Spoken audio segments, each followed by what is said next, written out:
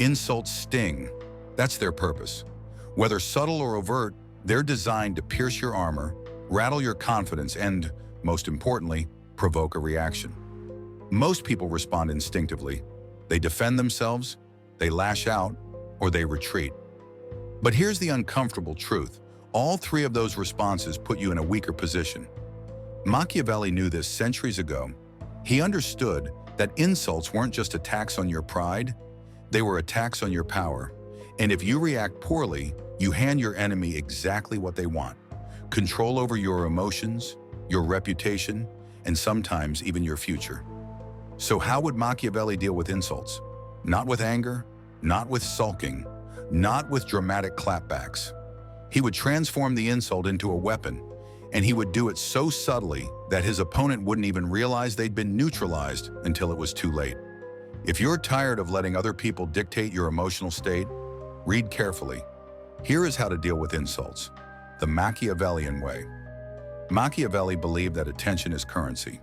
The more you pay attention to something, the more powerful it becomes, whether it deserves that power or not. And this is exactly why insults work, because we feed them. When someone insults you, they're baiting you. They want you to flinch. They want you to explain. They want you to lose your composure in front of others. The moment you do, the insult achieves its purpose. It doesn't even matter if you defend yourself well. By engaging, you've validated the attack. The Machiavellian move? Starve the insult. You don't argue. You don't rush to explain. You don't even ask why they said it. You simply move on as if the words bounced off your armor. Because they did. Why does this work? Because insults are parasites. They need a host to survive. Without your reaction, they die in the air. The crowd forgets. The attacker is left feeling foolish.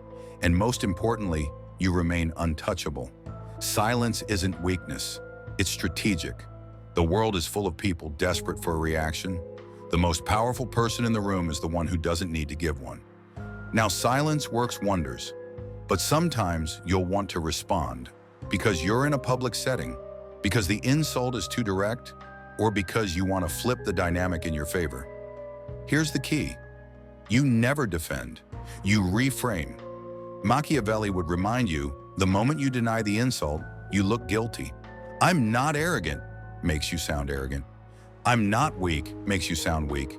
Why? Because you're accepting the attacker's frame. You're playing on their battlefield. Instead, you own the insult and redirect it. If someone calls you selfish, you calmly say, I value my time. That offends some people.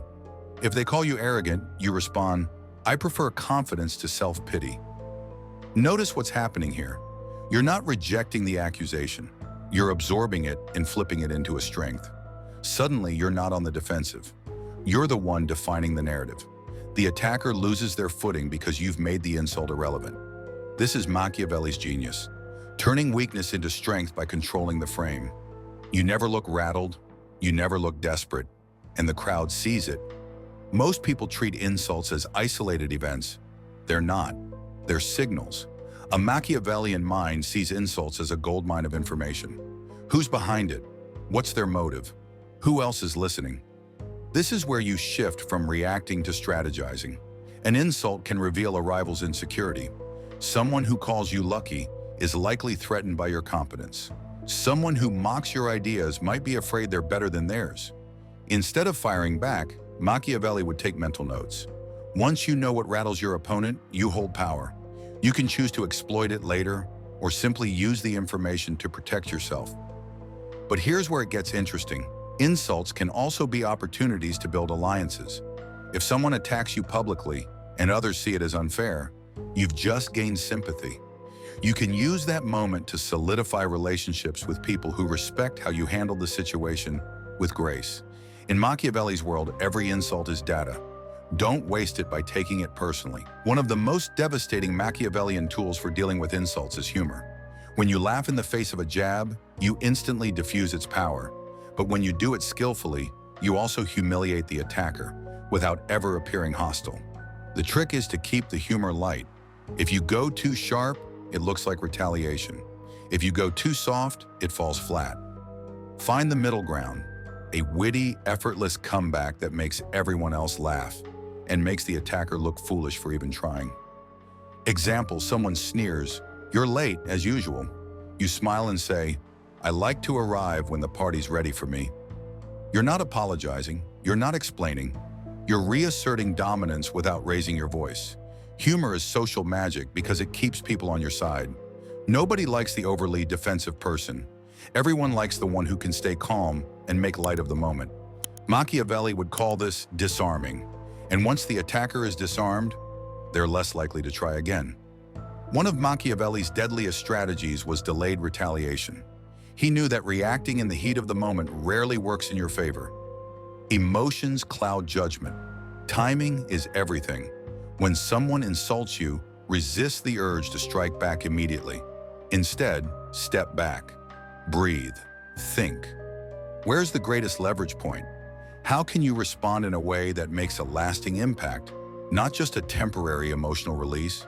This might mean addressing the insult privately, where you can control the tone. Or it might mean using a later moment, when the attacker needs something from you, to remind them subtly of their mistake. The key is patience. Most people can't stand to wait. They want instant vindication. But Machiavelli understood that real power comes from choosing your moment carefully. Retaliate too soon and you look reactive. Retaliate at the right time and you look unstoppable. Here's the most Machiavellian tactic of all: make the insult unbelievable. When you build a reputation for competence, integrity, and strength, insults bounce off because nobody believes them. If someone calls you lazy but everyone knows you're relentless, the insult dies before it even lands.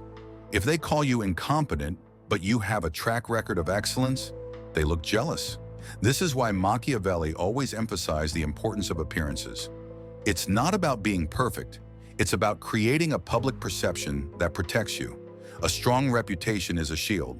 And the beauty is, once you have it, you don't even have to defend yourself. Others will do it for you. So the next time you're tempted to clap back at an insult, ask yourself, would building my reputation make this attack irrelevant? Often the answer is yes. Machiavelli was not passive.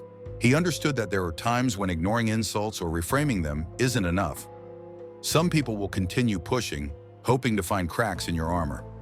When that happens, it's time to go on the offensive. But here's the key. You don't attack the insult. You attack the source. You might highlight their hypocrisy. You might expose their weaknesses, calmly, surgically. You might create situations where they undermine themselves. But you never look desperate or angry. You move with precision and you make sure others see the result. The goal isn't vengeance, it's deterrence. After all, Machiavelli's ultimate principle was survival. You want people to think twice before coming for you again. Machiavelli didn't view insults as personal attacks. He viewed them as opportunities to understand motives, to build reputation, and to establish dominance without looking insecure. He would never tell you to be thin-skinned. He'd tell you to be calculating. He'd remind you that your reaction says more about you than the insult ever could. And he'd insist that every jab, every snide remark, every whisper behind your back can be turned into an advantage, if you're patient and strategic enough. So the next time someone tries to cut you down, ask yourself, do I want to win the moment or the war? Because Machiavelli always played for the war.